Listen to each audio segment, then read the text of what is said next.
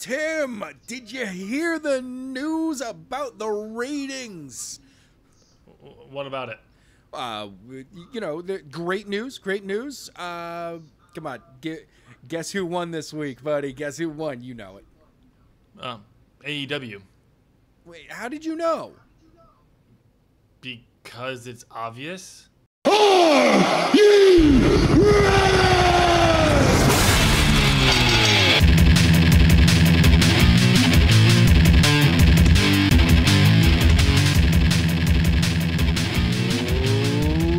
Ladies and gentlemen, welcome to a brand new episode of As the Buckle Turns. My name is Adam. I'm Tim. A little delayed there, buddy. A little delayed, but whatever. Hey, Adam. I got something for you. A little bit of sign language for you. Oh, stop giving me the stone cold hello. Yeah, no problem. All right, well, but yeah, speaking of the ratings, ladies and gentlemen, actually, before we even get into that, I hope you guys are doing awesome. I know the pandemic is lasting a lot longer than anyone expected to, and wow. Pandemic? Yeah. I don't know what you're talking about. There is no pandemic down here. I'm in Florida. There's none. I look out, I see happy people enjoying the... I can't go any further. I can't. Okay. Yeah, I was going to say, I'm like, you're kind of in the epicenter of the BS that's going on right now, okay? More than just the pandemic. Okay, moving on. What a dig on Florida. All right. Hey, Florida, fuck you. It's too easy to do it. I know, because it's Florida. Yeah.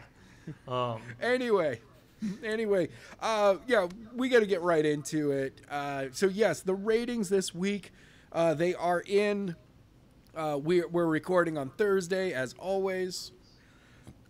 Oh, AEW won this week, and they got 788,000. NXT got 613,000.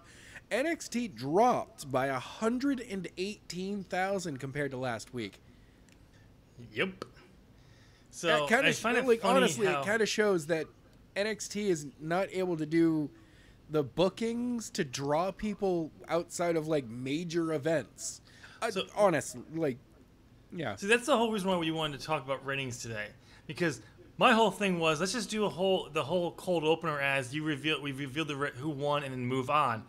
And like, we should have been doing this the entire time for every time NXT won, just as it's WWE, we don't care. AEW won, we spent like 20 minutes talking about the ratings again. But you actually want to talk about it, but it just kind of goes to show you a lot of stuff here is,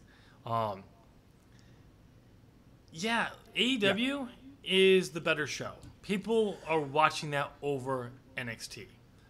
I know what it is. I know exactly what it is. What's that? It's Orange Cassidy. It's the feud with Chris Jericho. They don't care about anything else right now. I was actually going to say the whole Chris Jericho being a demo god. Okay, this is what I want to talk about first before we get into the actual reason we were going to talk about. So last week, Tony Khan has brought it up. Jericho's brought up the last 2 weeks. How the demo between 18 and 49 is the target audience for advertisers and everything that's going forward. Because they brought it up because they've lost to NXT. Even Wrestle Talk, who is like Ali and Luke are very they like NXT. They enjoy NXT, but they're very heavy on the AEW as they constantly make jokes that we've now stole. The check is now cleared from Tony, so they can put AEW over and everything. But they point out that they kind of talk about this all of a sudden. Jericho even does a little promo about the demo last night because that's what they always win. And let's be fair. I'm gonna be fair. It's true. Everything that they said, even Tony's put on Twitter, it's actually this is what happens. And a lot of people were saying you're just doing that because you didn't win the overall. He's like, When we went to TNT, they made it very clear their main priority is this demo. Not that going outside the demo isn't important. He's made it stress to the point of going below the demo, below 18 years old. Right. They've talked about going over, but for them specifically, they want to make sure they're doing very, very well in the 18 to 49. That was their target, and they can do very well there. TNT will be happy, and that's what they've done. Which is, my whole thing was like, I was thinking this was last week, and I was going to say it this week if NXT and AEW, like NXT won again, which I didn't think they were going to, honestly.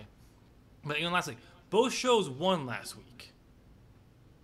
Because if you actually go and dig into the details, USA made the call to have less commercials, more picture-in-picture for the show, and no commercials during the main event. Oh, because they wanted to win the ratings, the overall ratings. Not the demo, because they clearly know they're not going to win the demo. They wanted to win the overall ratings thing. And they won. They did they got what they wanted. They were probably going to do regardless if they had commercials or not. But they wanted to really, really win that. And they did. Ironically, the week they did that, their ratings were down from the week before, which is just kind of funny. Yeah. But at the same time, they did that. Well, AEW made it clear the demo's their goal. They won 2. Oh, yeah. What was it? Was it last week or the week before? Khan was talking about how for Wednesday night during the time slots, they were a top 10. They were inside the top 10. Yep, that was all part of his whole thing about the demo and why they keep bringing that up. And the weird part is, like, if you go back through, like, Tony's tweets and stuff, it really is. They're more worried about making sure that they have an advertiser and the network is happy with how the fans are reacting to the show. Yep. And by hitting that demo over and over and over again, they're just... TNT is just going, thank you, and here's more money. And the advertisers, we can secure better advertising money for you now. Yep. But not even that, but also is the fact that it's just like their goal. And any person who's worked in gone to school in marketing, works in marketing, will tell you the importance of the demo. Now, I will say this because Meltzer brought it up. Like, yeah, you guys are bragging about how you guys keep winning the demo. You keep doing that until you don't, because that can happen. Yeah. Is it likely to happen anytime soon?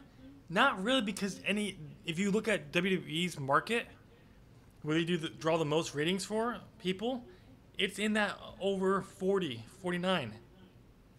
Yeah, they do. 50 years old. They dominate that market. Because those were the people who 20 years ago were in their 30s, who were really hot into the Attitude Era. They're still there. They're still watching because they're dedicated, and they won't watch anything else because they grew up on WWE, because WWE did a very good job of cutting out all competition. But yes. At the time, the other markets that were out there weren't as good as they are now. Right. But overall, it's a really good thing. So that the whole demo thing is a good idea. People shouldn't even know about that because it is important. But let's be honest. They still want to win the overall. Tony Khan has made it very clear. It's not like we don't want to win the overall ratings. We do. But our focus is always on this 18 to 49. And we get people outside the 50 and under this. That's awesome because we got to be making new fans. We have to make new fans to replenish them as they go out of the demo and they die eventually. We got to be replenishing the fan base. And bringing back old fans is a key thing too. But the advertisers and TNT care about the demo. If you do good in the demo, you will be fine. Which is great because this week AEW got both of those demos. Mm-hmm.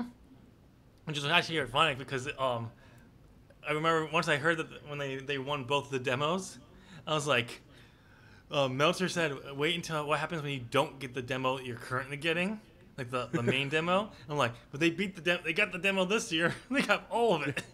They got both of them this week. Yeah, but the point what you wanted to talk about was how the fact that because I kind of mentioned it and he's like, we need to talk about. We should really talk about this. Is that AEW sets up 2 nights of Fyter Fest, and then they add in Fight for the Fallen for the third week because Fight for the Fallen was supposed to happen over in England because they were going to make their British debut. Yep. If the COVID-19 didn't happen. Yeah. So thank you, pandemic. So they decided they said we're going to still do it. We're just going to do it 2 nights. Yeah. Our special event between Double or Nothing and All Out. And WWE counter programs for it, which they can counter program because let's be honest, NXT has bigger stars in NXT, and I'm talking about just NXT. Let's not talk about WWE bringing other talent in who are from the main roster. They have just bigger stars because they've been around longer. They haven't had to introduce all these new talents at one time like AEW has. They did at one point when they launched the network and NXT went onto the network. You had all these new people. We didn't know who they were, so and they only had 1 hour of television. But at that time, they only needed 1 hour. Right. But it took a very long time for like people to know who these people were. I didn't watch weekly NXT episodes, but by the time I got to one of those takeovers or pay-per-view, I still knew enough about them where I could enjoy, and I knew who they were, and I would recognize them as other takeovers happened. And I'd follow the results also. So they had that advantage. So when they do counter-program with a big event, they're going to more likely to win the ratings because people are aware of those names over talent that we're not familiar with. And if you look at the ratings overall, the overall ratings, not the demo, the overall ratings, the main event for Jericho and Cassidy was one of the lowest points for AEW. Wow. And people at WWE for something like, see, Cassidy's not a draw. Jericho's out of his league. No, it's because during their main event, which was that main event was supposed to be for the AEW World Championship. Yeah. And you had the first ever double championship, which people knew the results for already. Tuning in over there, but also, it's just how it is. But we know for a fact that Orange Cassidy is a ratings draw because when on a normal show, he draws the ratings. He's just not a big enough star as the people who are being wrestling with Adam Cole and Keith Lee. Yeah, no, he's not at their point. Give him another year and he'll be up there. Yeah, because when you look at go back to when Paul Heyman took over Raw, he got Vince to allow him to take 16 months to start introducing and building up younger talent to be big stars, which is what Vince used in excuses in the past for investors' calls saying, well, on Raw we're building up new talent, and that takes some time to get people used to them. It doesn't help when you also say, I don't like this person anymore, and you cut their push before they get going. Yeah, and you have to start building someone else up. It takes longer. And Paul got Vince to admit to a 16 months, not a year, 16 months. That's ridiculous. Of building back up new talent. And if you look at AEW, they've only been around for over a year. But they're only actually into 7th month of building talent. Because, well, they had a few shows last year during the summer. They were a month apart, and most of the talent, that's not enough time to introduce people. The people who were watching those events, majority of them know who those talents were already because they're indie fans. They were the indie fans. They were the ones who were watching New Japan. They were watching the Elite over there. They were watching Ring of Honor. They were watching Impact. They knew all these talents very well. So, and there were new people who were watching that, so there was a little bit of introduction. But the main introduction for all these new talents like Darby Allin, Sammy Guevara, MJF, all these people came in October. Right. So Once we're not weekly even television a year showed up. in. So Yeah. it's going to take time. It's just going to be. So, one last thing. Wrestle Talk pointed out how the whole women's division was wrapped up in a total of about 10 minutes this week on Dynamite, and how it was like we get these starting pushes where they get going like, oh, we're seeing something, and then they fall flat on their ass, like they don't really do anything. Let's be honest, we've said it before, and they need to be criticized for it, I think. But at the same time, I can understand a little bit, but when you have to introduce all these new talents again over a period of time, something's gonna fall to the wayside.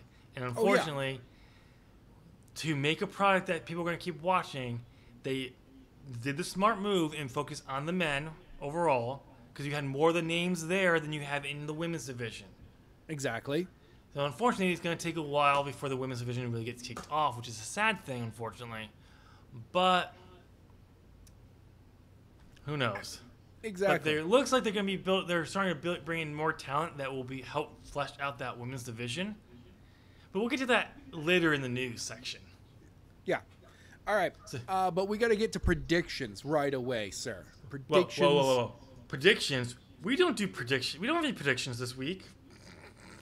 We've got double predictions this week, brah. Whoa. Double? How do I not know about double predictions? You had to remind me about one of them. I don't know what you're talking about. I didn't know such thing. I mean, one of the one that you had to remind me of, though, was the horror show at Extreme Rules. They aptly named that one. So if the show ends up being horrible, they can go, no, we told you it was going to be a horror show. Oh, just the fact that the whole eye for an eye there is going to be you literally win by ripping someone's eye out. Oh, and God. They want to use CGI. Instead of having a prop, they want to use like CGI in it. Oh, my God. Yeah, but how are you going to explain when they come back? Well, the idea is, I guess, for if Rey Mysterio, who's working without a contract right now, doesn't resign, well, that wrecks him off until he shows up at somewhere else and he has both eyes. I know. But even if he, yeah. So I've got no problem with a little bit of like weird storylines. The death of AJ Styles in the Boneyard match. It would have actually Rey Mysterio, if he loses this match, it'll be the second time that he's been like killed within the company. Well, remember, he got thrown off the roof of the WWE building. See, this is how you know Seth Rollins is truly the Monday Night Messiah, because he's fighting ghosts. Aleister Black, Rey Mysterio, he's fighting them. They're ghosts. They got thrown off a building. They're dead. These are ghosts that you're seeing. I mean, yes.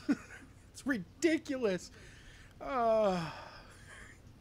Just hold on. And we're getting we're getting Braun Strowman versus Bray Wyatt. Now, are they putting in the Fiend, or is this Bray Wyatt that we're putting in here? It's Bray Wyatt. It's a non-title matchup, apparently. Okay. It's a swamp match. So who knows? All right. I didn't realize it wasn't for the title. I thought it was for the title, but that's kind of weird. Okay, so we have the horror show at Extreme Rules to go over, but then we also have Slammiversary that is this Saturday. Oh yeah, Slammiversary, baby. Got a fatal 4-way for the vacant Impact Championship.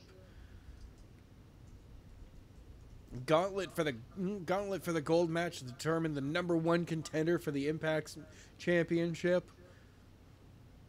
Hey, you know what?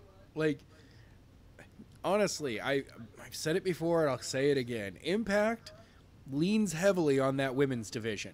They're like, no, that's kind of our bread and butter here, guys. Yes, we know that our men's division is that's the draw everywhere, but like our next thing, like the thing that separates us from everybody else, it used to be the X division.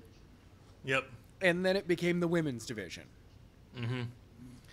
So, just to note, as of today, all of the main roster talent that was released back in April are free to wrestle wherever they want. Because it was yesterday was the last day, was the 90th day. So today they are free to go wherever they want. Woo! So, all right, where's Rusev going to be showing up? Not anytime soon, since he has COVID-19 at the moment. Damn it! I know. I did hear about that. Also following Lana on Twitter, she has not had a good last couple of weeks at all. You followed her on Twitter? Yeah, why not? Podcast over. I'm done with you. Nope. What? We're done. What? No. It's now the Adam Show. Oh, wait, no, it's not. Damn it, you're back. His entitled channel is the Adam Show. It's just Adam doesn't like to to do stuff by himself on it, so he has other people. I don't like that at all. At all. Nope. All right. Which one are we doing first? So we're gonna go in order for Slammiversary. So I will be defending my predictions championship, even though the predictions championship belt is on that wall right there. Once again, I have no idea what you're talking about, good sir. It just does not exist at all. You know what? Hold on. I got something. Oh, what do you have over there? Don't you tell me that you have a fake version of the belt. Because if you have a faked version I got of the belt... original predictions championship. Okay, yes, you've got the real one. For us, I got my United States... Yeah. I got the outdated United States Championship belt. Oh. I need to, I got to save up some money. I got to put some money aside and actually get a real belt. Yeah. Because they're actually pretty cool. I mean, I do kind of want... if I buy a real belt, it's never leaving the office. Ever. No, it's not. Just no.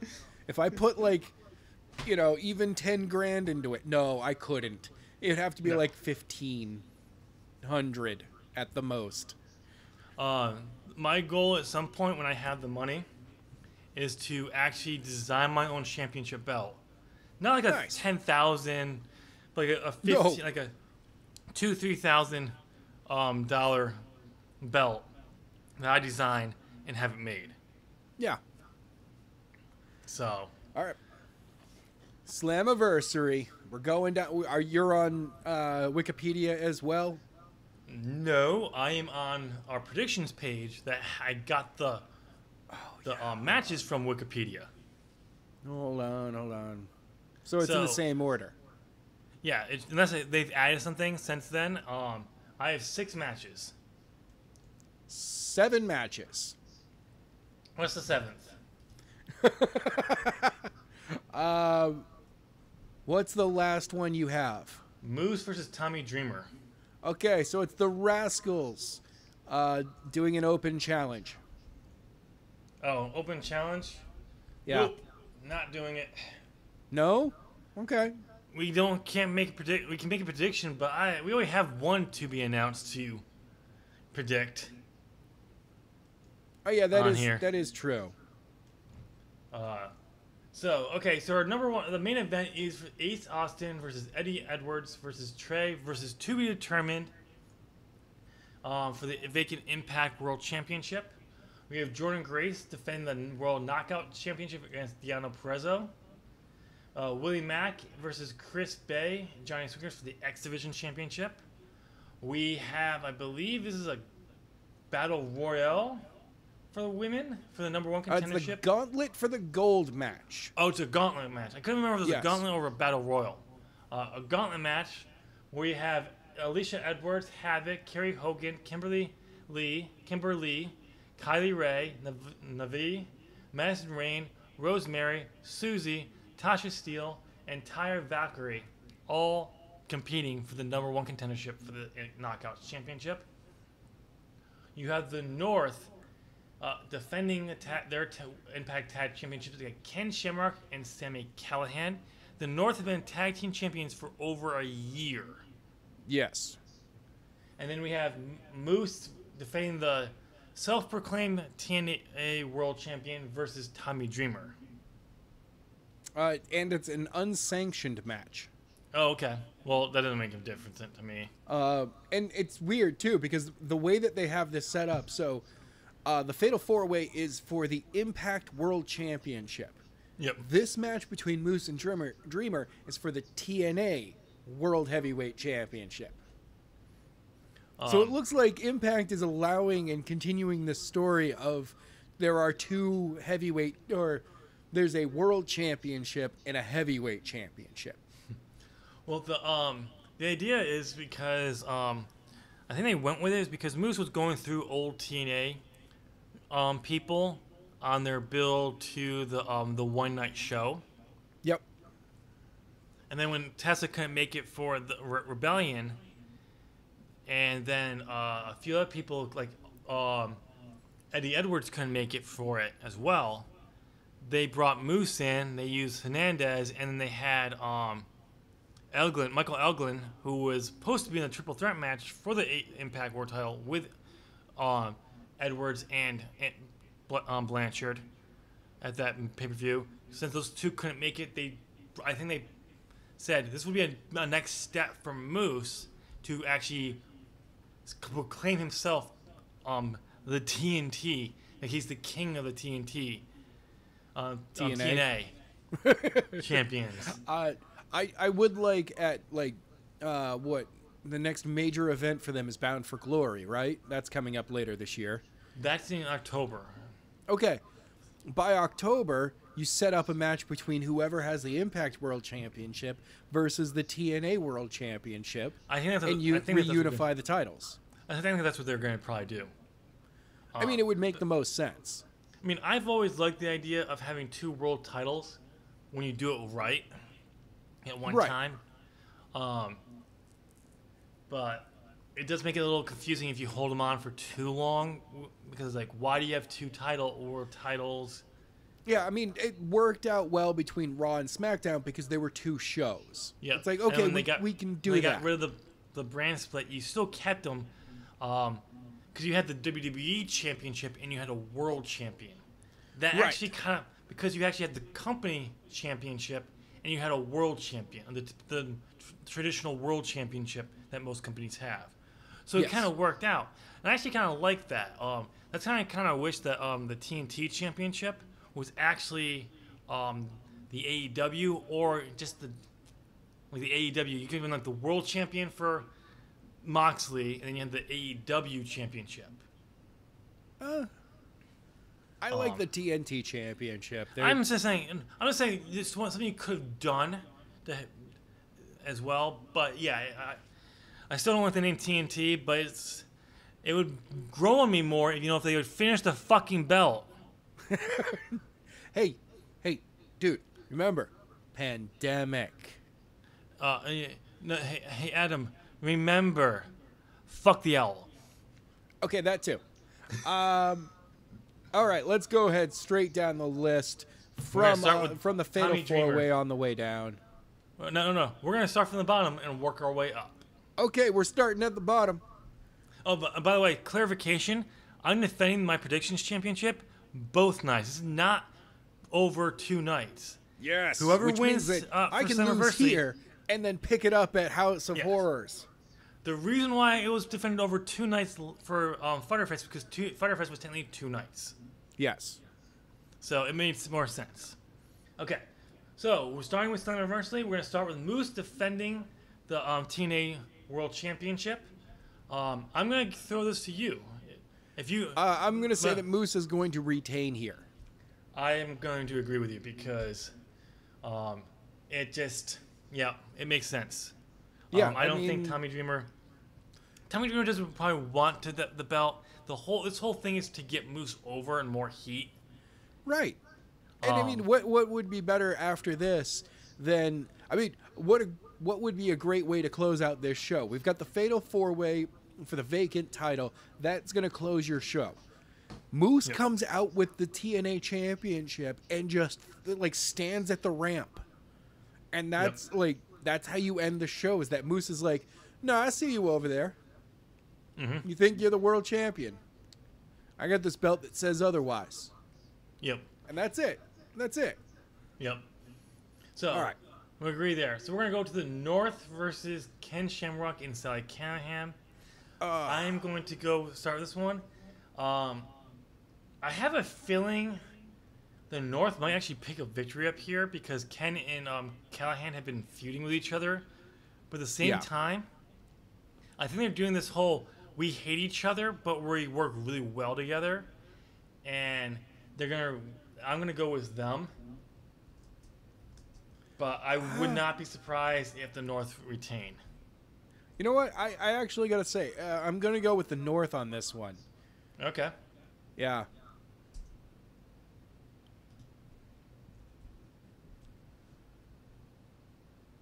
Why did you not? Mostly because I don't want to see somebody as old as Ken Shamrock pulling off the WWE. Two random dudes put together are better than the world champion guys who have held the belts for quite some time. See, the thing is, though, I know what you mean by this, but honestly, the reason why the WWE does it so much is, and they always do it with bigger talent, like main event or really strong mid-carder, upper mid-carders, because are seen as really well done. They when they come together, it can be believable. So I'm not surprised here, but I know what you mean. All right, so we're gonna move on to the gauntlet for the gold, and for this one, we're gonna get 2 picks. Oh, we got 2 picks. Okay, all right. Same setup. If we both pick the same person, but like one's the first pick and one's the second pick, the person who's first and that person wins. The person with the first pick gets the victory of this matchup because it was their first pick, not their second. All right. So, all right. Adam, I'm gonna throw this to you. All right.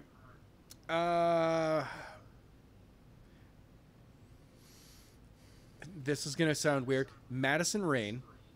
Okay. Mostly because I'm like, oh no, I want to throw in somebody from the past on this one. Okay. So, no. My turn. You get your second. Oh yeah, sorry. See, this is a tough one. It all comes down to who do you think is gonna win be the champion going into this. If it's gonna be Dino Perezzo, then you're gonna want to pick a baby face. But if it's gonna be Jordan Grace, you kind of want to pick a heel. Yeah. Since I'm pretty sure I know, I'm gonna go. I can't remember who's a heel. I don't know some of these who's heel and who's not. I know a few people who are heel. I'm gonna go with Kerry Hogan.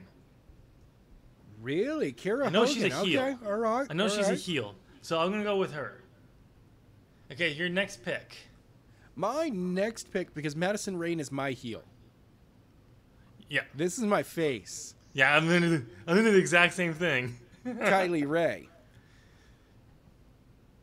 Adam. Oh, I'm sorry. Was she your pick too? Yeah, actually. That's who I was going for because it's like, if I had to pick a face, they've been building her up pretty well. I don't think if she wins, she's going to be taking the belt but I think it's time to give her a title shot. But she can, even if she goes against Jordan Grace, she's one of those people you can go against and still have her lose as her like an opportunity before you build to her winning the Impact Knockouts Championship.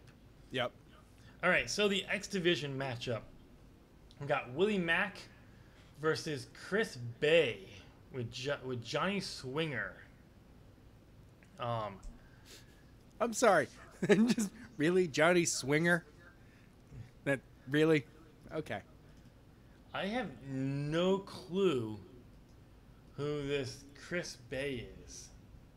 Neither do I. Like he has a. Okay, it's official. He has a Wikipedia page. No photo. No photo. He made. He was on an episode of 205 Live. Oh. Okay, Mack has won the X Division title back in February. You know this what? is a squash match. You gonna think it's a squash match? Yes, it is. Why is that? Because Chris Bay has literally done nothing, and this is like the second year of him in the company, of him wrestling. The funny thing is, when I Googled his name, I saw a picture of him holding a bunch of belts around his waist with him. Oh, it's that Chris Bay. Okay, no, he is going to lose. I'm assuming that's the Chris Bay, but I don't know for a fact. But I'm going to take a risk. I'm going to go Chris Bay.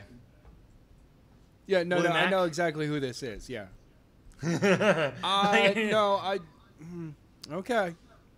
I don't know. I think I'm pretty sure William Mack is retaining here.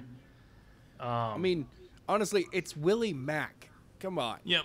It's like putting some dude who's really tiny up against I don't know, Keith Lee.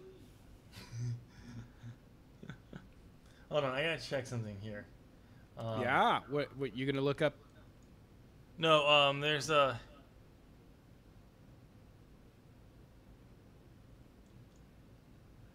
Rich Swann. Why are you looking up Rich Swann? Because they were about to go for the tag titles back in the fall, but then Swann got injured, and they had a 2-on-1 matchup. Yeah. I was pretty sure that they were going to have the belts drop to them at that point. I want to know if he's still he's back from his injury yet. Oh, okay. And unable to find anything. All right, so the next match that we have. Yeah, it doesn't matter. Okay, our next matchup is for the Knockouts Championship. I'm going with Jordan Grace. Okay. Because from what I've seen of Dina Perezzo, she's good. She's decent. She's still a few years into she still has a little bit, but she impacts that place where you can come in immediately and get a good push. Oh yeah, it's good for her. Like if she went to the AEW, she would be like the people they just possibly signed, which we'll get to in a few minutes. She wouldn't be in the major contender because she's not there yet. They would definitely use her. So, but here she can come in as a big star. I just don't see them putting the belt on her right now, because even when she was an Impact for WWE, she was seen a little bit on the main roster. She did a little bit in NXT, a few matches here and there, but she never had a lot of TV time. You don't know how the fans are fully going to react to her overall. And I'm just like, you know what? I'm not putting my Knockouts Championship on, so I'm coming in and wrestling for the first time. Well, not really wrestling for the first time, but really like in the first month, 2-3 months, that I don't know for a fact she's getting over with the fans as a heel. Yeah. So, all right, your turn. Jordan Grace. That's what I figured. Because honestly, I got a crush on this woman. I just do. And she's, I mean, she's a dominant force as well. Like, she's one of those girls that she's going to hit you hard. And I'm like, all right, we need that in the women's division. See, I've never been a fan of hers. I don't like her style overall. I mean, she's impressive. I'll say that for sure. But But I just, I'm not, everything I've seen of her, I'm not impressed overall. All right. But, yeah, it's just, so far, what I've seen, I haven't been impressed. I'm not saying she doesn't deserve to be Knockouts champion, though. I'm not impressed overall. But you gotta give people chances. You gotta give them spots to shine and all that. And so far, she's been doing pretty good. So I'll take that. But yeah, not a big fan overall. All right, so we have the main event of the evening, and it's for the vacant Impact World Champion. Man, vacant. He's just decorated in gold throughout the centuries. But the vacant Impact Championship is on the line with Ace Austin, Eddie Edwards, Trey, and To Be Determined. Now, before we answer this one... Oh, no. Before we get to this one, Adam, we got to answer our only question of all the predictions we have. Because I don't have a predictions question for at the horror show at Extreme Rules. Because I don't give a fuck. But who do you think is To Be Determined? Who's that going to be? So, okay, we can only guess that it's going to be somebody who has been teased. Which has been basically every single person who was released from WWE. Yeah. We do know that EC3 has said he's going to fight on the 18th. I think his whole thing is he's diving in, building up towards the whole I'm coming back to Impact type thing. But I don't think he's going to be predetermined, to be determined. It could be. I wouldn't be surprised if he is. But I think my prediction is Eric Young. You son of a bitch. You son of a bitch. No, you. Oh, I just came across that and I was like, Eric Young. Look, that means that it can be only like one other thing. It could be anyone, honestly. It could be someone. Oh yeah, no, it totally could be. It's gonna be Zack Ryder. I mean Matthew, whatever his last name is. It could be Heath Slater. True, he's been teasing that too. Yeah. It could and he looked be jacked this past D'Lo week. Brown. No, it couldn't be D'Lo Brown. I mean, well, he may come back. He's gonna come back in as part of Asen's 8th that show up at. Yeah. Right. Okay. They're teasing it. Yeah, I know. Honestly, actually, I gotta say it's probably gonna be Michael Elgin. He was just fired for the. Oh yeah, he was, but he was then teased to be coming back for Slammiversary. So he was supposed to be. He was the one who was in this matchup originally, because they fired him. He's the reason why he's. Because also Tessa Blanchard was in there. It's supposed to be a 5, so they decided. So basically, they're filling Tessa's spot than actual Michael's. I look at it this way. What was he fired for again?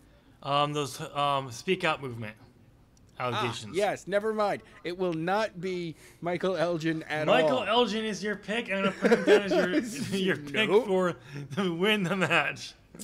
Nope. You see, here's the funny thing is I could have just left that off. I could not have just left it off, not said anything, let you pick that, and then guaranteed you got that wrong. Oh, that would have just been mean. I don't know. Let me just take a moment, because you took Eric Young from me. He's one of the ones that makes the most sense here. Yeah, I know. Eric Young's gonna come back as the leader of Aces and Eights. They're gonna redo the entire thing to be a ripoff of Sanity. It's Ken Anderson. Ken Anderson comes back, wins the championship. Like Aces and Eights reforms, and they're like, "So you want to be part of this?" And he's like, "No, you kicked me out so many years ago. No." And then the storyline going forward is actually a repeat because also Kurt Angle's going to come back. It's a repeat of the Kurt Angle, Ken Anderson storyline with Aces and Eights in there too. Yeah, that no.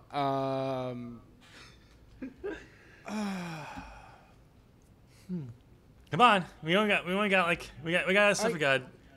I know. I gotta give me a quick second. Time's up.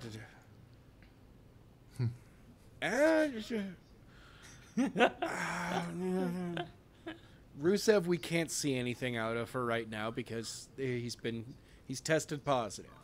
Yep. All right. Ooh, EC3 as well. I just talked about EC3. You know, maybe. Heath Slater, no. Kurt Hawkins, though. Kurt Hawkins, bro. Comes in just to take the pin. Mike Chioda, right there. Yeah, no. Actually, how about this one? This one's just ridiculous enough to be real. Eric Rowan. That's possible. But honestly, Zack Ryder does make the most sense. So you're going with Zack Ryder. Eric Rowan would be amazing. That would be awesome. It would be. Okay, so now we're going to actually answer the question. As it goes to you. You have a 1 in 4 chance of picking it right. Oh, okay. You only get 1 pick, not 2. Yeah, I know. You know what? I've been good with this in the past. To be announced. I'm going with the mystery guest. So I'm going to put 2 to determine, regardless of down for you. Now, this is WWE. You know for a fact that would be the person who won this. For a fact. Oh, of course. We know because it literally happened at WrestleMania with the Goldberg. Yeah. I don't know, honestly. Austin Ace, I don't think is ready to be world champion. He's over, but I just don't think he's ready. You know what? I'm just gonna go with an easy one, I'm gonna go with Double E or Eddie Edwards. Eddie Edwards, you're going with? Okay, all right. Dash Eric Young.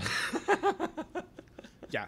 Eric Young walks in, wins it. I'm like, oh, the beard is back, even though the beard is not on him anymore. But little do you know, since he got released, he's grown it back out so he can have it. All right, ladies and gentlemen, that's our predictions for Slammiversary. Let us know down in the comment section what you thought of our predictions. Give us your own predictions for Slammiversary, and let us know who do you think to be determined is going to turn out to be. We all know that we're both wrong on this one. It's really going to be Jim Cornette. Yes. Wow. Really, dude. Really. No. He's going to be with his tag partner, Vince Russo. Oh, for crying out loud. All right, so we're going to move on to the horror show at Extreme Rules. Though I just have it down as Extreme Rules because I don't fucking care what they call it, a horror show. All right, so Adam, we're going to bump this right into this one. We're going to start with Apollo Crews versus MPP for the new United States Championship belt that MPP is now holding because apparently he's the champion and Apollo doesn't know it yet. I don't know. Okay, I mean that's cool. But I'm gonna throw this to you. I would honestly. I think this is. I would personally keep the belt on Apollo Crews. let him get a good, clean win over MVP. Continue his push.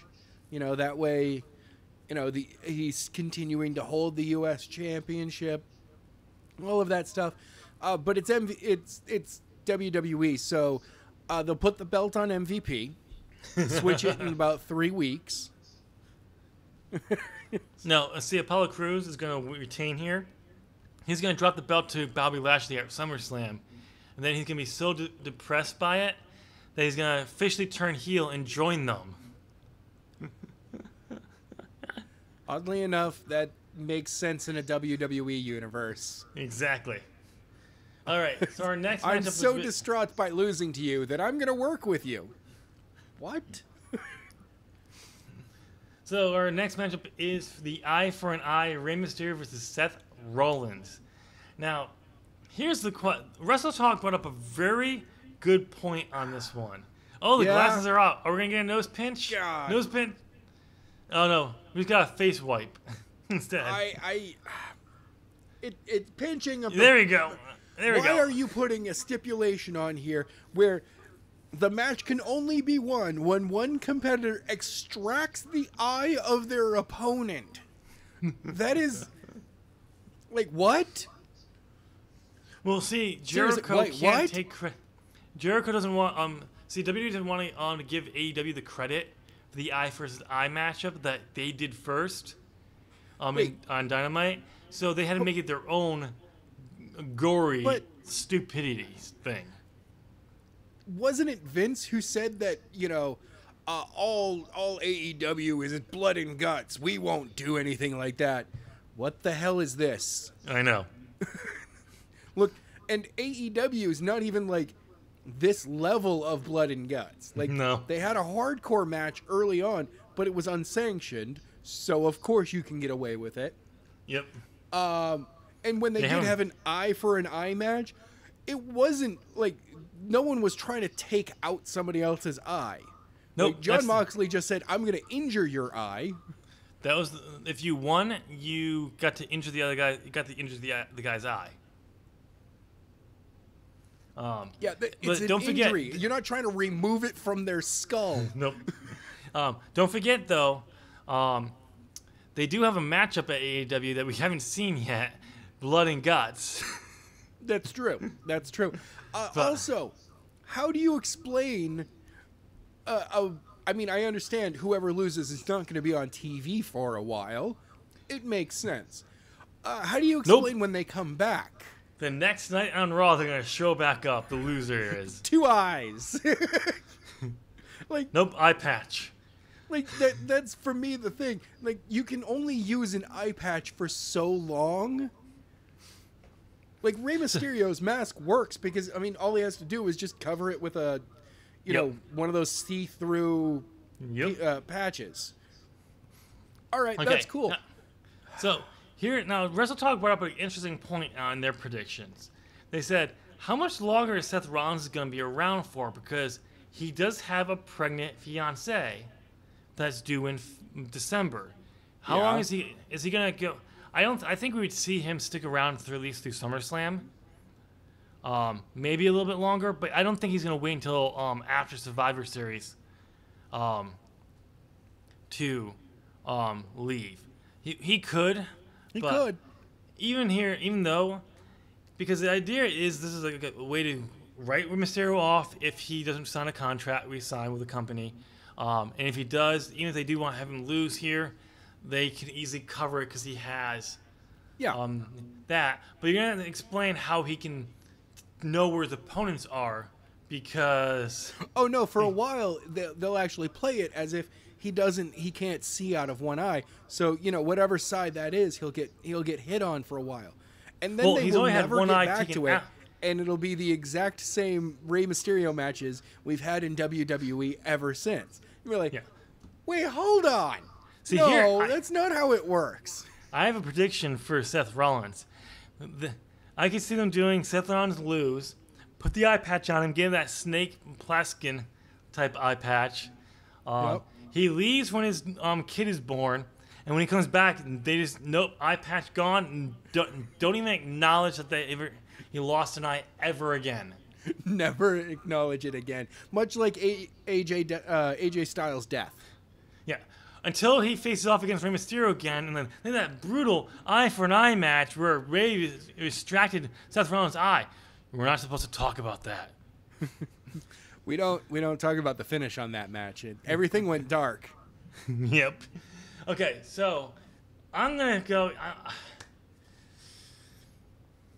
I'm going with Seth Rollins.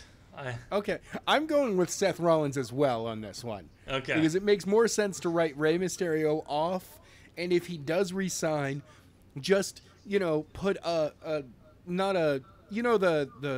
piece for like Spider-Man's eye piece. Well, he already has one on one of his mask already, by the way. I know. He's done it on his mask before. So what they're gonna have to do is they put it over the other eye, implying that he has no eye, he can't see anymore because Arn's always killed the other eye. He is blind.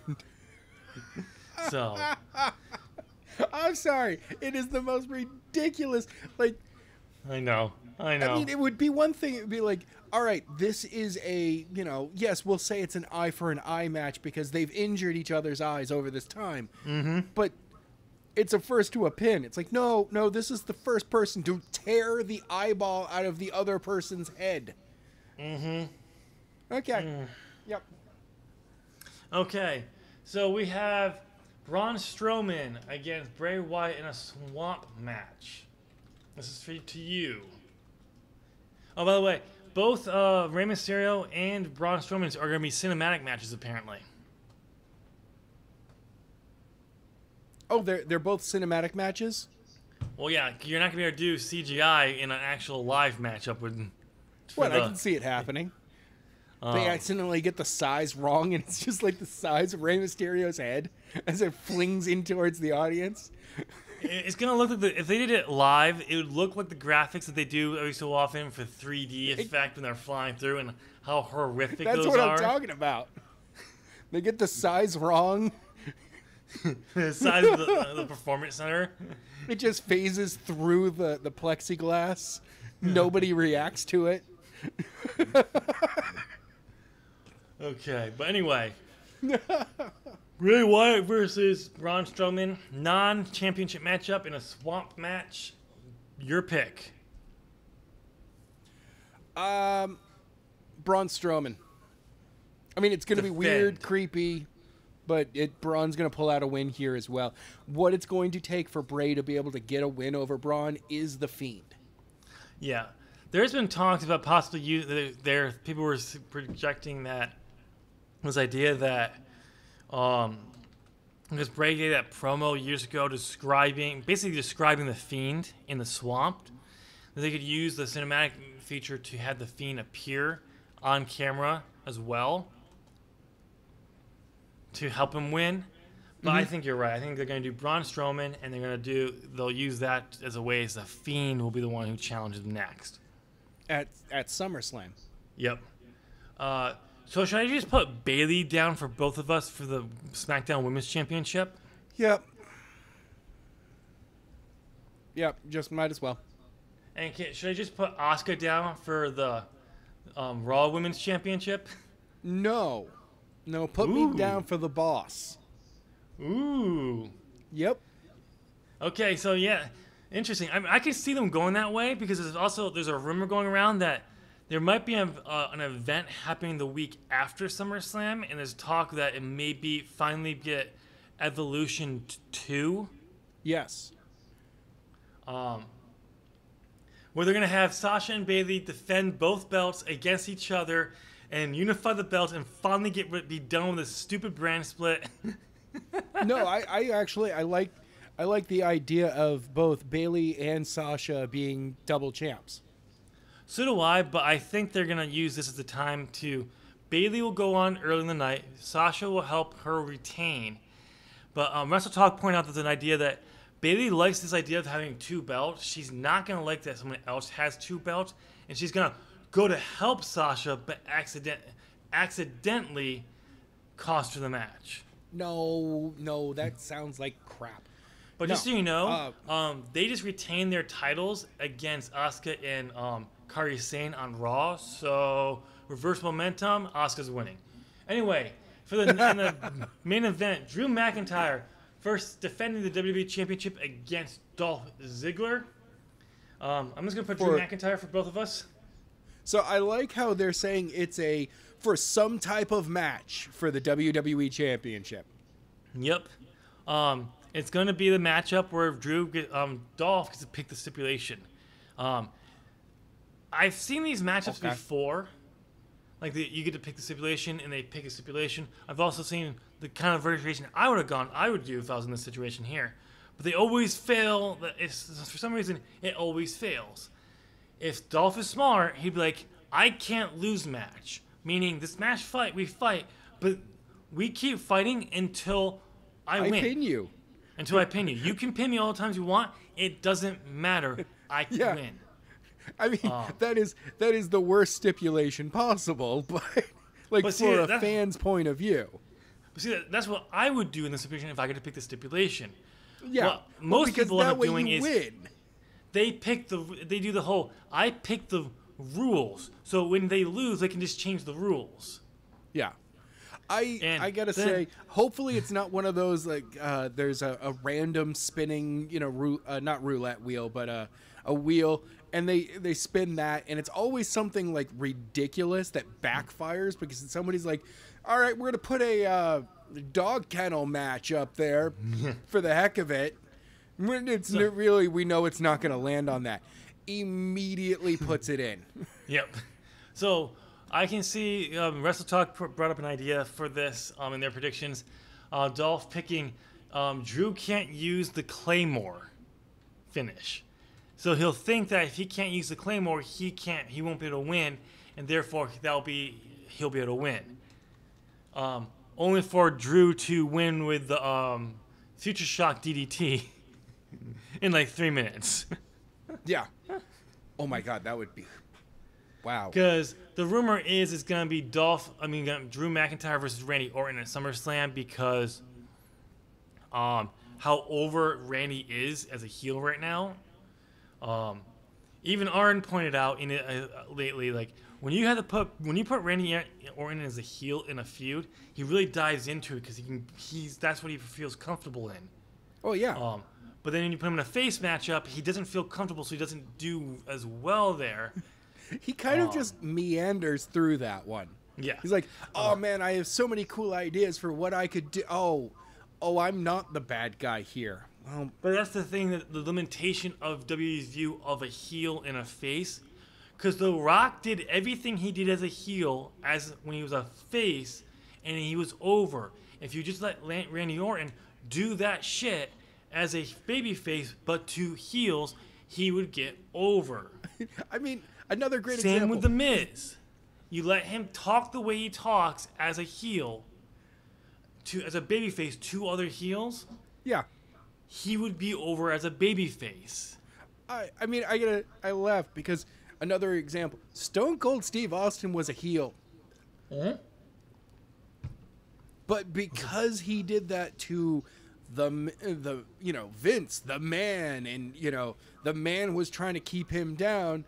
It's like, yeah, but you guys do realize that everything he did was tactics that he would attack opponents. Faces don't attack their opponent. Like, see, here's the thing: you're missing the whole point of the Attitude Era, Adam. Oh, I know. Austin was a heel. So was the audience. That's true. The weird part is there were very few actual faces in the company. Like there were faces who were leading, and they were the popular draws. Actual baby faces, correct. There were there baby were faces no in good WWE's guys. mind because the fans are cheering for them. Their baby face, but of course, no. Almost every single baby face that WWE recognized as a baby face was a heel at that time because the audience were into heel things. We were into that edgier, get aggression. Your boss is holding you down, just deck him. Give him a Stone Cold Stunner. Hit him with a stunner. Give him a stunner, a Cold Stone Stunner. I'm trying to fuck it up on purpose. Stunner. A Cold Stone Stunner. Here's yeah, an that was ice the whole cream point. and a jaw drop. So, all right, ladies and gentlemen, you have our predictions for the horror show at Extreme Rules. Let us know in the comment section what your thoughts of our predictions, your own predictions, and let us know if you think this show is actually going to be good, because I don't think it is. Ugh. You got it over there, dude? Yep. All right, so moving on to our moves, or to our news. Oh, wait, my bad. I just closed out something that we have to talk about. Yeah, we've got results that we have to go over, bro. Really quickly, because we're running out of time. I mean, yeah, I guess so. But yes, we got 3 matches to go over here because we only knew about 3 of them. Oh, so Adam. Yes. I'm at 3 wins. I hate you. You're at 3 losses. On Saturday, if I win, I tie the record. On Sunday, if I win, 2 back-to-back, I break the record of straight. Actually, I break the record regardless because technically my record from last year, I had 2 draws. We had some draws in between there. A draw, then a win, and a draw, then a win. So my victory was only 3 straight wins. So on Saturday, if I win, I break the record. If I go on to Saturday and win, I tie my overall wins in a row without, regardless if there's draws or not. But I'll have 5 straight. So you gotta win on Saturday. Or Sunday. Well, if I win Saturday, I break the record. I don't care. My own. I'm gonna get 1 win eventually. Anyway, 1. Let's go over those 3 matches that we did our predictions for. 4. Because we picked the winner of the New Japan Cup. Oh yeah. By the way, that good thing we predicted that one because that's why we have a winner and I won. Oh, okay. Because I picked Evil to win the New Japan Cup. You picked Okada. I won. You lost. Because we got But in the out end, of the 3 matches for the next night that were listed at the time of predictions, we got 2 wrong and 1 right. I mean, in the end, really, everyone won here. You know, Yes. it's been this was just a wow. I mean, cool. Okay, so yes, the finals of the New Japan Cup, Evil won to move on to challenge Tetsuya Naito the next night, which was a surprise because after he won, he calls out Tetsuya Naito. Tetsuya puts the belts down. He holds his hands up like this for their salute. Naito comes up too, and then he goes into the Bullet Club 2 suite, then lays out Naito, joins the official Bullet Club, and then we have the next night where he actually wins the IWGP Heavyweight Championship and Intercontinental Championships. I love how the fact that when they, as a double champion, they recognize him as the number so-and-so world champion and intercontinental champion. Yes. Because he's still there. He's both those champions. Where like once WWE brought the belts together, like the WWE in World Championship with that ladder match with Randy Orton, they weren't unified yet. We all knew they were unified, and once Daniel Bryan won him, he wasn't recognized as the WWE World Champion. I mean, the World Champion in the WWE Championship champion. He was just the World Champion. Yeah. The WWE World Champion. So, I do like that they're doing that. So, I did not get to having watching the matches because, well, I forgot this was on until like It was Let me over guess, already, late and I just Saturday like evening? I have other stuff I need to do. Here. So let's go through the card. The only match that we got correct was the Open Neverweight Championship, where Shingo Tanahaki defeated Sho to retain. The Golden Aces lost to Suzuki Gun of Taichi and Zack Sabre Jr. Which now they have an official name for that subgroup. What's they're that? the Dangerous Techers. Okay. I don't get what that means, but I like Golden Ace a whole lot more. The Techers is a technical. Okay. And then we already know Tetsuya Naito lost, which we picked Tetsuya to win. So we got 2 of the 3 matches on the card. For the actual card we were predicting, wrong. If we didn't predict the New Japan Finals, we'd be at a draw again and have to go to the simulation, which we all know now, Adam sucks. It hates me.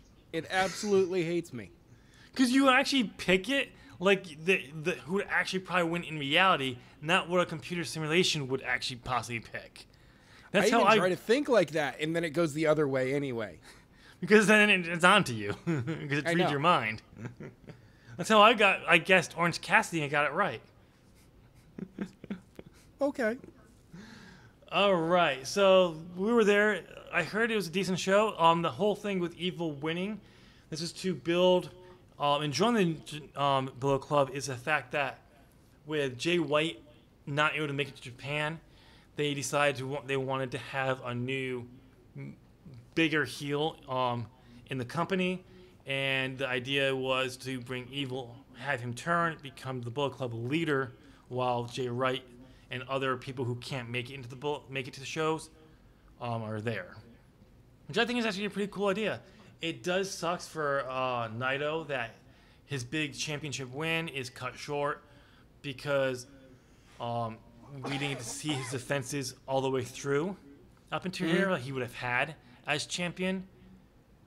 But at the same time, I saw a video where a lot of people were thinking this was clearly planned ahead of time because Evil had new ring gear. You don't just have new ring gear and new music if you're not planning something. So it was probably once they went on hiatus and they realized they probably can't, and they started coming back, they started, what we're going to do? They probably decided to kick this plan into gear. I'm going to probably assume sooner than before. I don't know if the Dominion was going to be the original plan, but come back, your first big pay-per-view, coming back from being off, big shocker, big surprise to draw people in. I mean, we got 2 new members of Bullet Club. We've got Evil and Dick Togo. Don't know who that is. As I very badly read it, it was Dick to Go. So we've got Evil Dick to Go. Is that the new era here? Is it Evil Dick? Is this the Evil Dick Bullet Club era? Oh God. So Adam, why don't you pronounce Naito's stable name? LIDJ. The actual name, not the abbreviation. Los Ingobernables de Japón. If I'm looking at it, I can sometimes get it. Kind of. I love how you spent like 15 minutes before we recorded trying to find some place to like to speak it for you. Just hold my phone up. Yeah. I was trying to find it, and I could not find it. Here's an idea. Why don't you go find a New Japan matchup that has them in it that says that name, and just use that as your clip? I should. I need a. And you just have to, all you have to do is just here. Just say like insert name here, and then in the edit you just put that clip there, audio in. That would be. Oh, I can't do that. That's too much editing for me. Oh yeah, I forgot. If you can't just clip, eject, you're lazy. Yeah, I'm just like, okay, cut here, cut there. All right, line this one static image up, and we're good. And that's all we need to do. Lazy. All right, ladies and gentlemen, let us know what you thought of Dominion. If you saw it, maybe we should check it out. But we're gonna move on to the news. We gotta go through this news pretty quickly. Yeah. We'll be able Adam, what's to. first on the docket? It's some ridiculous stuff.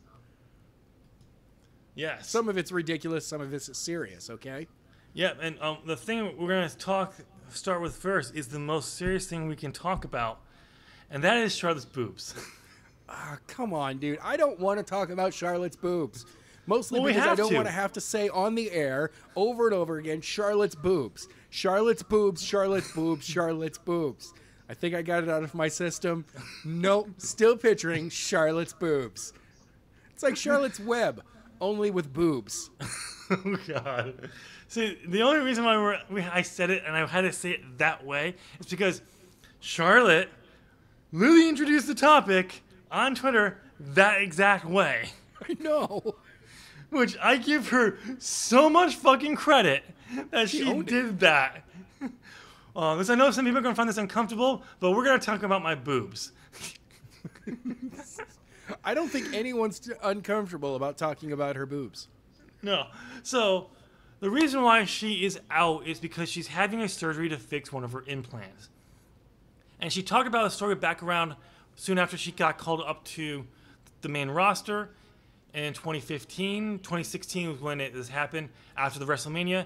She was getting sick. She wasn't feeling good because she actually had silicone poisoning from one of her implants leaking. So she actually had it fixed. She had a few options. One was going to take longer. One was not. She took the less route because of she was on fire. She didn't want to lose that momentum. She was still new to the roster. So she just took that out. Recently, she's now starting to feel some of the same symptoms. She went back to the doctor, found out it's the exact same thing. Only different is she does not have silicone poisoning. It's just she was starting to have those same effects going on. So she decided to take that the first option that she's going to lay her out a little bit longer. So we don't know when she'll be back. We do know she has a TV deal she's going to be doing something with.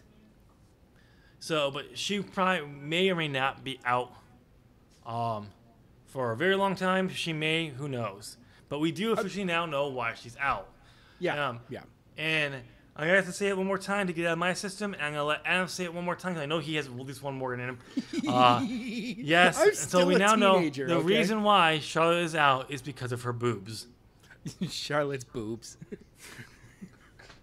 What a set. I mean, I'm sorry. It really shouldn't. She paid a lot of money for him, okay? But not just that. It's just the fact that I love that she introduced the topic on Twitter, of all things. I think it would be even better if it was a video. She put a video of her talking about it and actually seeing her say it would have been funnier. No. Nope. Her actually putting it out, typing it out, and talking about it on her Twitter is funnier. And that was the way she did it. It's just like, we're going to talk about my boobs. So, yes, we have an answer, and it's because of Charlotte's boobs. Let's move on. So, I have one thing that I noticed, and I want to bring this up before we move on to anything else. So we've talked about how Kenny Omega's storyline in AEW since coming from New Japan has been that he's uncomfortable. He's out of his element. He's not turning in the matches that we expect out of him. You know, he's losing a lot. So weird thing, somebody actually went through and got his record from New Japan and compared it to his AEW record. So overall, he has 54 matches in New Japan and 38 in AEW. His overall record in New Japan was 34-19 with 1 no contest. Okay. His AEW record is 29-9. He has a better winning percentage record in AEW than he does in New Japan. But that's now, since the new year, yes. Because they've dropped that whole he's out of his element. I mean, they're still kind of doing it backstage. They're in the middle of, if you notice that they're still selling stories where in a match, either he doesn't take somebody seriously, because he's Kenny Omega, like he did with Marco Stunt. He didn't take Marco Stunt seriously, and Marco surprised him. Yeah. And then he turned it on and went, "Okay, no, kid, I'm going to take you out." Yes, but they kind of, I get they possibly doing it in the back, but it doesn't count because it's not what most people are watching, therefore it doesn't really count. That's how the main event works for WWE, right? Yeah. No one takes that seriously. Nobody no one watches pays attention to it, so it doesn't count. But no, my whole thing is like, that was the whole storyline going into Dynamite this last year, and they dropped it when they brought back. Yeah, but he does still say overall, people were saying you keep saying you're the best bout machine, but you haven't had some of the good matches that you had there. And a lot of people will say that just shows he's not that good. It was all Okada in those matches. No, because he's still getting used to wrestling in a more United States style program. Yeah. And I mean, but if you go and look at the best matchup they have, people have credited to AEW this year so far, overall, since they launched, is the tag match between him and Hangman Page versus the Young Bucks. I know. Like, Kenny is a great... I love the fact that he's both... Sorry. Oh, took a drink and went the wrong way with it. Oh, boy. Kenny is a great tag team wrestler. Mm-hmm. He's also a great comedic wrestler. Like, this whole, I know that there's a push to bring the Cleaner back. Mm-hmm. Yes, the Cleaner was a great character. Kenny turned in 4 great matches in 1 year. Yeah. Oh, also these numbers, that's AEW overall, and that's just 2018 with New Japan. Yeah. Okay. I was going to say, he's had more matches than that in Japan. Yeah, his best year. And even then, he has a better winning percentage now than he did then. Yeah. But most of it, you can say that anyway, like he's... Yeah. If you want the Cleaner back, it does look like we're going to be getting him. And he's possible. Probably going to turn heel. But it's ironic because they're teasing a 4 Horsemen one with Tully Blanchard constantly watching Cody's matches and the FTR matches. Yes. FTR approached Adam Page in the back during the Elite matchup. What are you doing to your mic? There's a bug on it. You're gonna have weird stuff going on during that. Yes, you are. Our poor 3 fan.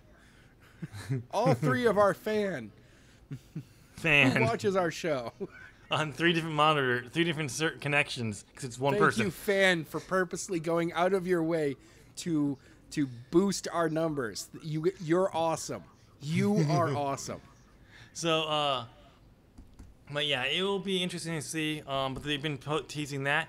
It would be interesting to see that I'd love to see Cody go the heel route, but stick away from Kenny. Kenny goes the heel route, and it's crap. What's his name? Page? Who's with Tully Blanchard at the moment? I cannot think of his name at the moment. Sean Spears. There we go. I just blanked on it for a second. Sean Spears be the 4th man because he needs it. It would be a great little thing, and you could do that really well. I know a lot of people are looking at the idea that a heel Kenny Omega takes the belt off of Moxley. See, I feel that's kind of, what it's going to take is that we're going to get the Cleaner back. He's going to take the belt off from Moxley, and it's going to be cool. But see, I don't want the Cleaner back. Well, I want Kenny to go. I want Kenny to bring the Cleaner back, and it not be enough, and he has to go beyond the Cleaner. Again, FTR is teasing 4 Horsemen this time. So Dax, Harwood, you know how they've posted before just the Roman numeral 4. Yep. Well, now it's also with a picture of Arn Anderson and Tully Blanchard. Yeah. Okay, so we gotta finish this up. We're running out of time. So okay. we gotta move on to. So at Dynamite last night, we saw some new women in the crowd. We did. Eva you did. Lise I didn't. and Diamatia, I think it's how you pronounce it. We're seeing there, and apparently they have a match next Wednesday, which I'm thrilled because Eva Lise should have been one of the top signings from the start. Should have been. And I know she was around the time AEW was announced, and All Out. She wasn't available because she was being held in by her Lucha Underground contract, so I understand that overall. But like they should have signed her soon after that, and she was in the Casino Battle Royale for the women at All Out this past summer. She didn't get picked up there. I was disappointed on that, but she looks like she has signed, or she's just having a match. Who knows? Only time will tell. There, but if she's not signed, pick her up. She is worth it, and you have a lot of development you need to do in your women's division, and you need people who've had the experience like Eva Lise in your company, because the people you have pushed, you have mostly in your women, are very green, and you need more experienced people and pushed well. So that's my opinion. I think it's a good idea. Great, let's move on. So Adam, I have some sad news. Oh no, what is it? It looks like Billy Corgan's going to be shutting down NWA. Sorry, what? Yep, I did not realize that NWA had gotten back together. I mean, I'm super excited about Dr. Dre. I don't know. Are they having somebody replace Eazy-E? This is a wrestling podcast. We're talking about the NWA wrestling. Not that NWA? Okay. Well, yeah, not that NWA. Oh, wait. Hold on. I'm getting something. I gotta put my fingers in my ears so it looks like I actually have something. Yes. Yeah. Oh, my bad. That was a quote from Raven, who he believed because of the Speak Out movement, Billy Corgan was distraught and was not going to bring it back, not reopen it. Billy Corgan has refused that, saying they are going to bring it back. So, okay, which is great because I was so worried the NWA was not coming back when I first heard. Wait, I didn't realize that was a rumor until I read this article that Billy Corgan was disputing that. Never mind. I wasn't. I saw it. I saw these headlines and I was like, what? And then I saw more and more of the headline being like, Raven during an interview says, and I'm like, what the hell is Raven talking about? I'm like, is he associated with the NWA? What? Like, does he work for them? And he's like, hey, look, I'm gonna spill the beans on this one.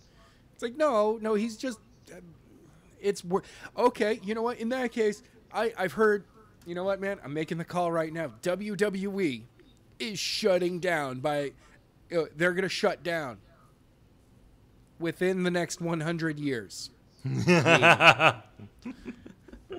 That's right. I'm calling it now. You heard it here first, folks. Half-Life 3 confirmed.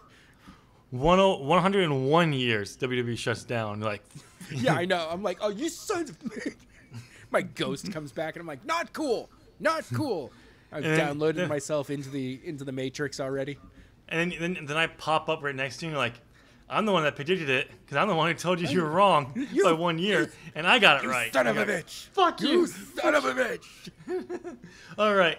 So moving on, we do have something serious to talk about from Will Ospreay. Just want to bring it up because he has been forward on Twitter about his mental health issues he had in the past. And I'm just going to read the post that he posted recently. It says here, a few weeks ago, I came very close to doing something I know I'd regret. I'm still dragging my feet, but I am getting better. I'm still smiling, barely, but I smile nonetheless. Suicide is not an option, even when you feel like you've dropped the world. Learning and pushing forward to be better is an option. Thank you to the people that have ever made me smile or laugh and been there to pick me up. Because of you, my heart still beats. I love you all. Yeah. So. No, he has been very forward with his mental health and his anxiety. his depression issues, and being honest about how you feel all the time like that, that's awesome. Good on it. Sometimes it helps to talk, to just physically say the words and go, okay, I had to say it, because sometimes it doesn't feel real until you actually say something. Exactly. It's one of the reasons why I rant and rave to myself when I get pissed off at people. I know for me that when the voice, because I've dealt with issues like this in the past, whenever that voice starts to come back, I just ask why. And I found that now, at my age, in my life experience and all that stuff, sometimes that why is just enough to make that voice go, all right, fine, I was just being an asshole to you, okay? I wanted to watch the world burn. And other times I recognize that it's happening. And I'm like, no, there's that again. Whoa. Adam, wait. Yeah? You just want to watch the world burn too? My soulmate. Not in that context. My true chaotic, evil soulmate. Let's watch the world burn. Who doesn't want to watch the rest of the world just deal with the crap that is going on in your head as well? You're like, hey, look, I feel like crap. I want everyone else to experience this. That's why I play hardcore on Call of Duty. I throw flashbangs at my own teammates. It's fun. Wait. Who says anything about letting out the things in my head? I just want the world to actually burn. Oh. Okay, that's a bit much. That's too much for me, bro. Can't do that. Fine, douchebag. No. Anyway, but yeah, guys, if you're going through anything, my personal advice, talk. Even if it's even if you're just saying it out loud, just say it. Make it real for yourself. I mean, I know that it's real for you, but reach out. Yeah. There's hotlines if it's really bad. There's hotlines. I was going to bring that up.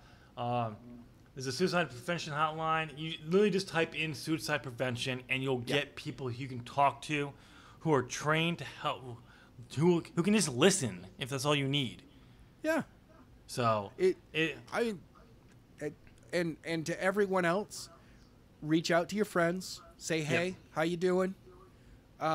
Even if they, don't. I mean, honestly, because of who I am and how antisocial I truly am, don't push them. If they say everything's fine, just go, okay. Well, remember to give me a call, and check in. I've this past few months, I've had multiple times where I've been very depressed. Where there's been weeks where I'm super productive, I'm going, and then the next, I feel like Sunday hits, and I'm ready to do another good week of production. Monday for some reason hits, or maybe Tuesday, Wednesday, something hits, and all of a sudden I'm just I don't feel like doing anything. Yeah. And the next thing you know, a week's gone by, because of what's been going on, and so it's definitely not easy to deal with. So, but for that, and not having been able to really talk to people in person, which really helps with that. I'm a stay in body just because I can't afford to go out anywhere. Yeah, trust me, I prefer to go out, to a cafe and do my work there, but they're closed. Or if you can go inside and stay, it's not in Florida. You don't want to do that here in Florida. No. But anyway, up here in New Hampshire, we don't really have. It's a lot of open space. We promote going out. Go for a walk. If you feel like you need that way and you need to talk, find help. You never know. All right. Yeah. So with that, we're gonna sign off here. Please let us know what your thoughts are in the comments of the show. 1 second. I have one more bit of advice. For those that you need something that might help you, might not help you. My thing that helped me through: find one thing that you can do any day, every day, any day, doesn't matter.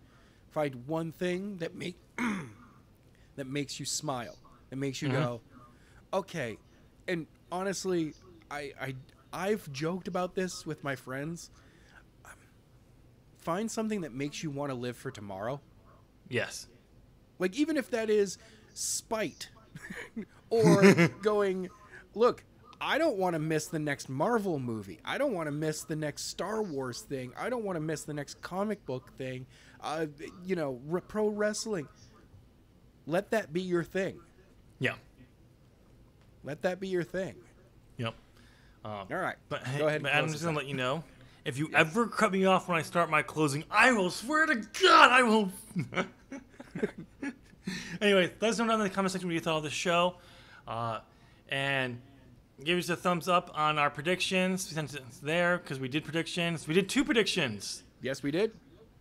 So, if we actually were able to get to over an hour and a half this week. Yeah. And since it's right there, hit that subscribe button. Ding. Ring that bell. Ding. Ding. And make sure you turn on all notifications when you know all, as the buckle turns, NUA and Fantasy Pro Wrestling content and other Zop Gaming content go live. Adam, yeah, we got get a lot of content bent like going your up stupid recently. NUA. Oh. You leave my NUA alone, man. It's good. No.